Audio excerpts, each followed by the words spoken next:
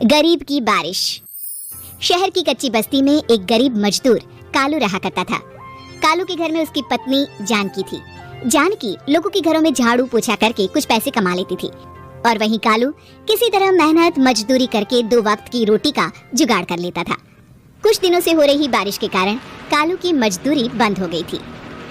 अरे जानकी, इस बार तो बरसात ने हद ही कर दी, रुकने का नाम ही नहीं ले रही। कुछ समझ में नहीं आ रहा, अगर इसी तरह काम पर नहीं गया तो 2 वक्त की रोटी का जुगाड़ कैसे होगा।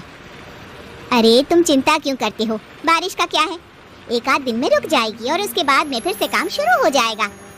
अरे 3 दिन तो हो गए, बरसात तो रुक ही नहीं रही है और आगे भी रुकने के कोई आसार नहीं दिख रहे। तो क्या हुआ, तुम्हारा काम बंद हुआ है ना? मैं तो अभी भी लोगों के घर झाड़ू पोछा करने जाती ही हूँ। मेरे पगार से कुछ दिन तो निकल ही जाएंगे। अरे घर का खर्चा तो हम किसी तरह चला लेंगे जानकी, लेकिन ये जो छत टपक रही है इसका क्या करेंगे? ये बात तो आपकी सही है। हमारी झोपड़ी अब काफी पुरानी हो चुकी है और इसके छप्पर में भी कई सारे छेद हो गए हैं। रात भर पानी टपकता रहता है। अरे मैं भी इसी बात से बहुत परेशान रहता हूँ, कहीं किसी दिन ज्यादा बारिश आ गई तो हमारी झोपड़ी टूटकर बिखर ना जाए।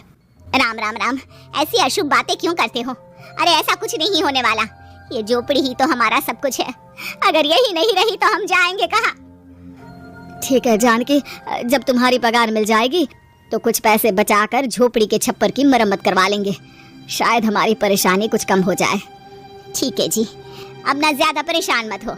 ये लो खाना खा लो और सो जाओ, सुबह मुझे भी जल्दी काम पर जाना है। जानकी और कालू अपनी झोपड़ी में सो गए। रात को अचानक से बहुत तेज बारिश शुरू हो गई। धीरे धीरे बारिश का पानी कालू की बस्ती में भरने लगा।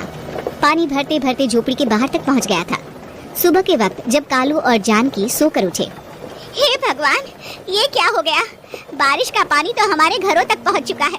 अब मैं काम पर कैसे जाऊंगी? रहने दो जानकी, तुम आज काम पर मत जाओ। ऐसे पानी से निकल कर जाओगी और बीमार पड़ गई तो लेने के देने पड़ जाएंगे। लेकिन अगर नहीं गई तो मालकिन लोग नाराज हो जाएंगे।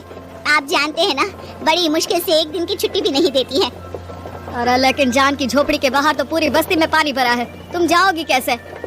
जानकी जैसे तैसे करके काम पर चली जाती है, लेकिन अगले दिन फिर से बहुत ज्यादा बारिश होती है और बस्ती में ज्यादा पानी भर जाता है।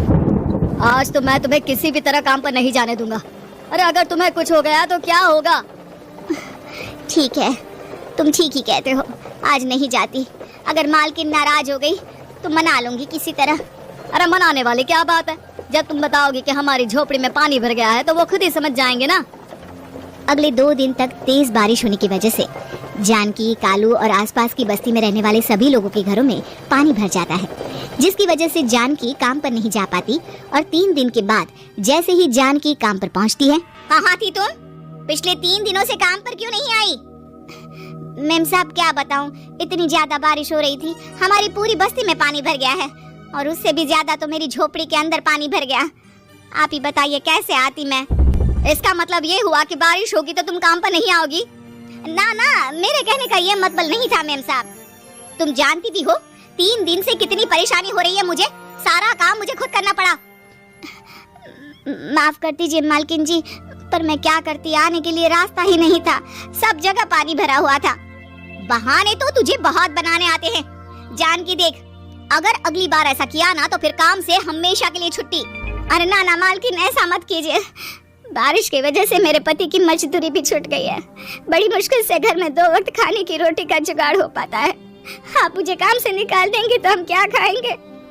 अगर इतनी ही चिंता है तो फिर रोजाना काम पर आया करो। चलो अब जल्दी से जाकर घर का सारा काम करो।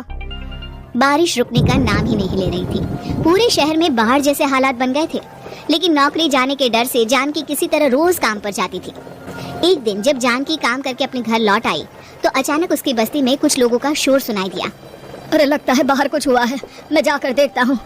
हाँ हाँ, पता तो कीजिए, ये बस्ती में लोग इतना शोर क्यों कर रहे हैं? बाहर जाकर कालू ने एक आदमी से पूछा, अरे क्या हुआ भाई, इतना शोर क्यों मचा रहा है? अरे क्या बताए भैया, अपनी बस्ती के बाहर एक पुल टूट गया है और वहाँ पर एक कार फंसी है। थोड़ी देर में अगर किसी ने नहीं बचाया ना तो वो कार पानी में बह जाएगी। ये क्या कह रहे हो भैया, कार के अंदर कोई है क्या? हाँ, कोई औरत बैठी है अकेली है, बहुत रो रही है बेचारी, मदद के लिए बुला रही है। अरे तो हमें जाकर उनकी मदद करनी चाहिए ना। अरे लेकिन इसमें बहुत खतरा है, हमें अपने आप को बचाना चाहिए। पानी कभी भी हमारी बस्ती की तरफ आ सकता है। अरे तुम्हें नहीं चलना तो मत चलो, लेकिन मैं तो जाकर उस औरत की मदद जरूर करूंगा। कालू उस जगह पर पहुंचता है जहां वो औरत कार में फंसी हुई थी।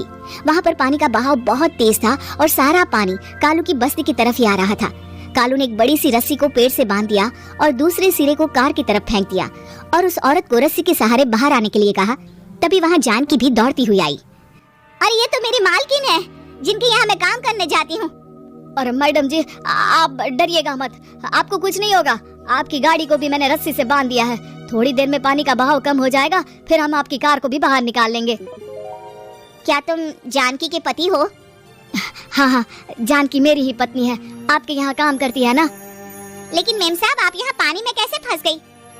अब क्या बताऊं, मैं अपनी सहेलियों के साथ पिकनिक पर गई थी, वहीं से लौट रही थी। अचानक पानी का बहाव तेज हो गया और मेरी गाड़ी फंस गई। अरे कोई बात नहीं मालकिन, अब ना आप बिल्कुल सुरक्षित हैं।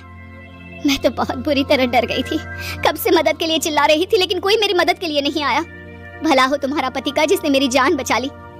लेकिन जानकी, मैंने तुम्हारे साथ बहुत गलत व्यवहार किया।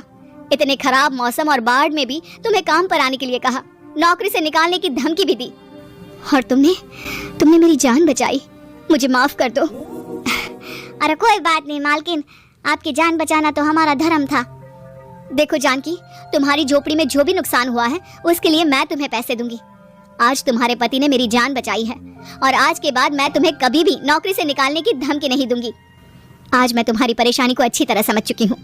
हम जैसे पैसे वाले लोगों के लिए अपने घर में बैठकर बारिश का मजा लेना बहुत आसान है, लेकिन तुम गरीब लोगों के लिए बाढ़ और बारिश काफी परेशानी खड़ी कर देते हैं। ये बात मुझे आज अच्छी तरह समझ आ गई है। आपका बहुत बहुत धन्यवाद मालकिन।